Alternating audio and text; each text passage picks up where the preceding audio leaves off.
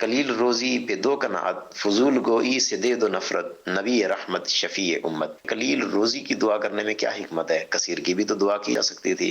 فی زمانہ مہنگائی بہت زیادہ ہے، اپنا لائف سٹینڈرڈ بھی تو مینٹین کرنا ہوتا ہے۔ تو آپ کے مدنی مذاکروں سے ایسا لگتا ہے کہ جیسے بندے کو بہت زیادہ مال کی جستجو ہونے ہی نہیں چاہیے۔ تو اس حوالے سے کتنا دنیا داری کے لیے اور مال کی جستجو میں کتنا وقت دے، کتنا اپنی آخرت کے لیے جو ہے وہ وقت نکالے، بیلنسڈ لائف کیسے گزارے۔ اگر کسی کے پاس صرف اتنا ہے کہ وہ اپنا گھر کا نظام درست چلا رہا ہے لیکن بہت زیادہ نیکی کے اور کار خیر کے کاموں میں خرچ نہیں کر سکتا، تو آیا کار خیر کے کاموں میں خرچ کرنے کے لیے مزید اس کو جستجو مال کی بڑھانی چاہیے؟ یہاں مراد یہ تھوڑی ہے کہ یا اللہ مجھے تھوڑا سا مال دے اور قناعت دے دے، میرے بچے فاقے کریں ان کو قناعت دے دے۔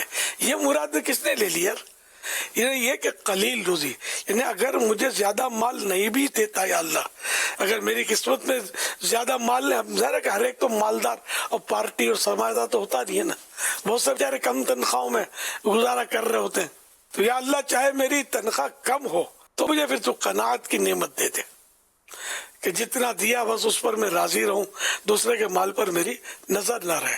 یہ مراد آپ اس سے لیں، لیکن یہ مانگی تھوڑی روزی جاری ہے یہ مراد نہیں ہے۔ میں تو کئی بار کہتا ہوں یا اللہ اتنا دے کہ ہم کسی کے محتاج نہ رہیں، کسی کے آگے ہاتھ نہ پھیلائیں۔ میں نے یہ کب کہا کہ یا اللہ ہمیں فاقہ مست کر دے، اتنا نہ دے کہ ہم پیٹ بھر کے کھانا کھا سکیں، یہ تو کبھی آپ نے نہیں سنا ہوگا مجھ سے۔ تو اللہ پاک جتنا دے، جو دے اس پر بندہ راضی رہے، شکوہ نہ کرے، گلہ نہ کرے۔ اب رہا یہ کہ اس لیے کمانا تاکہ وہ نیکی کے کاموں میں خرچ کرے، تو امام غزالی رحمۃ اللہ علیہ نے اس کی مذمت فرمائی ہے کہ یہ مطلب ثواب کمانے کے اور موقع بھی تو ہے نا۔ مال خرچ کرنے سے ہی بندہ کیا کما سکتا ہے؟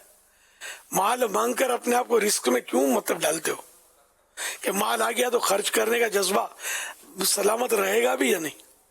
اس کی کیا مطلب گارنٹی؟ یا اللہ مجھے دولت دے تاکہ میں مطلب خوب تیری راہ میں خرچ کروں۔ اس دعا کی مطلب اگر کوئی کرنا چاہے ممانعت نہیں ہے، لیکن ضروری نہیں ہے کہ خالی مطلب مال ہی ثواب کمانے کا ذریعہ ہو، اور ثواب کمانے کے بہت سارے ذریعے وہ مطلب اپنائے۔ صلو علی الحبیب صلی اللہ علیہ وسلم۔